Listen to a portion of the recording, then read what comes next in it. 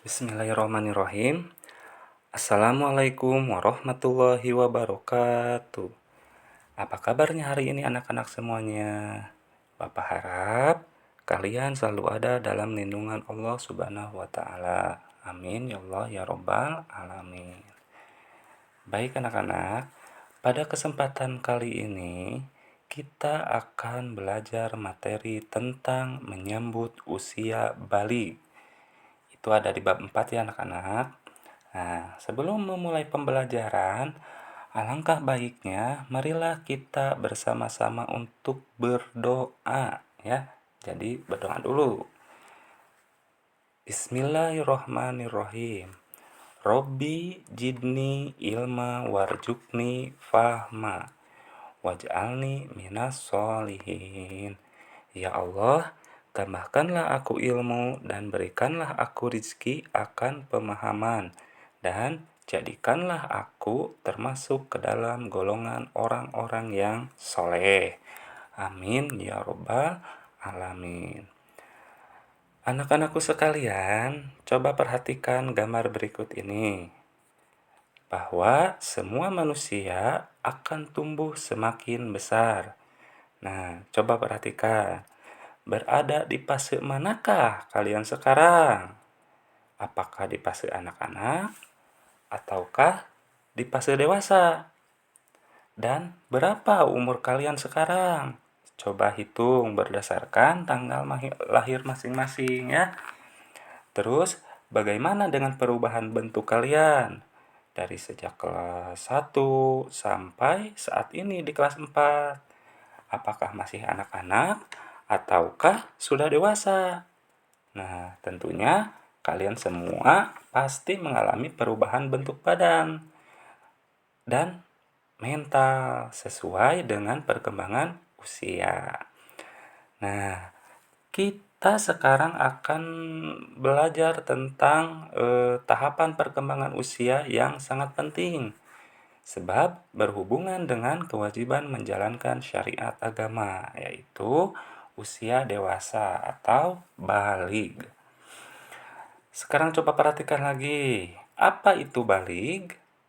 Secara bahasa, baligh itu berarti sampai. Sedangkan secara istilah, baligh itu adalah kedewasaan seseorang, terutama seorang muslim. Bagi laki-laki bisa dikatakan sudah baligh jika sudah berumur 15 tahun dan sudah mengalami mimpi basah atau keluar air mani ya. Sedangkan bagi perempuan itu ditandai dengan haid ya. Kalau perempuan. Nah, coba perhatikan lagi gambar percakapan antara adik dan kakak. Kata si kakak, "Tengku, ayo kita sholat." Atau "Ayo kita ke masjid." Kata si adik, "Aku kan belum wajib sholat, Kak." "Loh, kok kenapa belum wajib?" Kata si kakak. Si adik berkata, "Aku kan belum dewasa, Kak. Masih anak kecil, masih SD. Sedangkan kakak kan sudah dewasa, sekolahnya juga sudah SMA." Si kakak menjawab, "Tengku, batas dewasa itu bukan ditentukan oleh tingkat sekolahnya, tapi diketahui dari tanda-tandanya." Lalu si adik menjawab, "Oh gitu ya Kak, baiklah, aku ingin belajar tanda-tanda baligh itu Kak ya." Nah, anak-anakku sekalian, perhatikan semuanya ya. Tanda-tanda baligh itu ada menurut ilmu fikih dan juga menurut ilmu biologi. Nah, kita simak. Tanda-tanda baligh menurut ilmu fikih, yang pertama untuk laki-laki nih. Satu, mimpi basah. Yang kedua, berumur 15 tahun. Nah, bagaimana cara Pak kalau sudah berumur 15 tahun tapi belum mimpi basah? Nah, jika itu sudah termasuk dewasa itu ya. Artinya sudah bisa menjalankan kewajiban agama. Nanti dijelaskan lagi ya.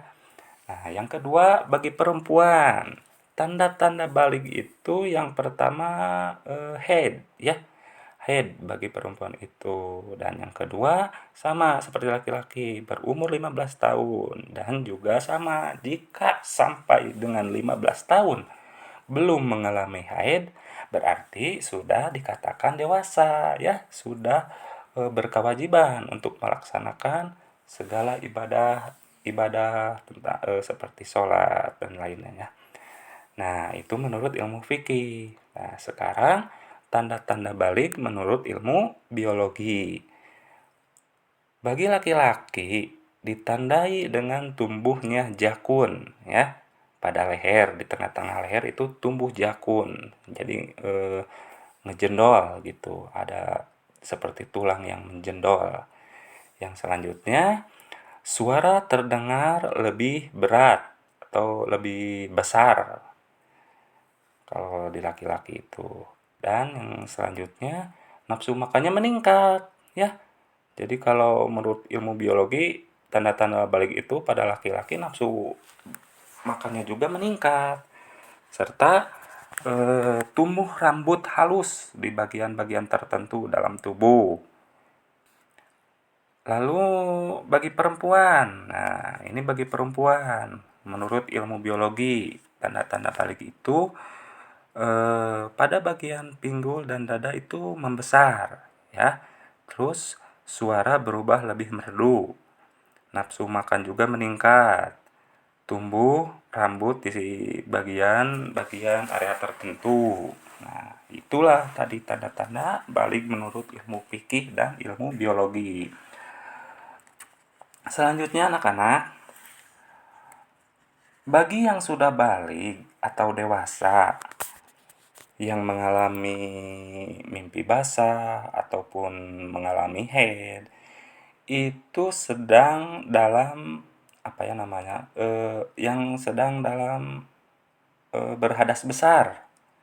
Nah, hadas besar ya itu jadi keadaan tubuhnya itu sedang tidak suci. Nah, bagaimana cara Pak untuk bisa mensucikan lagi? Nah, ini perlu dijelaskan lagi ya. Untuk bersuci dari hadas besar seperti haid atau seperti mimpi basah, itu kita harus mandi wajib ya atau mandi besar terlebih dahulu. Baru kita bisa melaksanakan ibadah lagi sesuai dengan apa namanya syariat Islam ya. Melaksanakan ibadah sholat, melaksanakan puasa di bulan Ramadan ya, ada itu contoh-contohnya nanti. Adapun tata cara mandi besar atau mandi wajib, yang pertama mencuci kedua telapak tangan. Nah, jadi telapak tangan itu harus dicuci berapa kali? 3 kali itu. Lalu mencuci alat kelamin dengan tangan kiri. Setelah itu membersihkan tangan kiri dengan memakai air dan sabun. Setelah itu berwudu dengan sempurna ya, berwudu. Lalu menyelai-nyelai rambut. Menyelai-nyelai rambut kepala dengan air sampai masuk ke pangkal rambut. Lalu menuangkan air pada anggota badan. Setelah itu membasuh kaki. Nah, untuk niat dilakukan dalam hati pada awal basuhan anggota badan pertama tadi ya.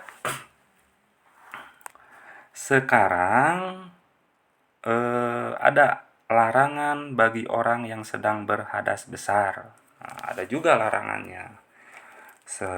Yang pertama itu dilarang membaca Al-Quran, menyentuh Al-Quran, membawa Al-Quran, ya itu dilarang. Ada selanjutnya dilarang sholat, dilarang sujud tilawah dan sujud syukur.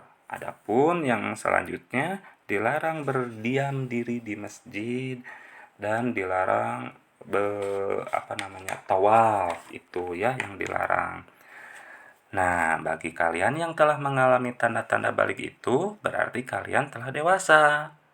atau mukalaf. Apa itu mukalaf, Pak? Nah, mukalaf itu adalah orang dewasa yang wajib menjalankan hukum agama, di antaranya dalam akidah, atau keimanan, terus ibadah, terus akhlak.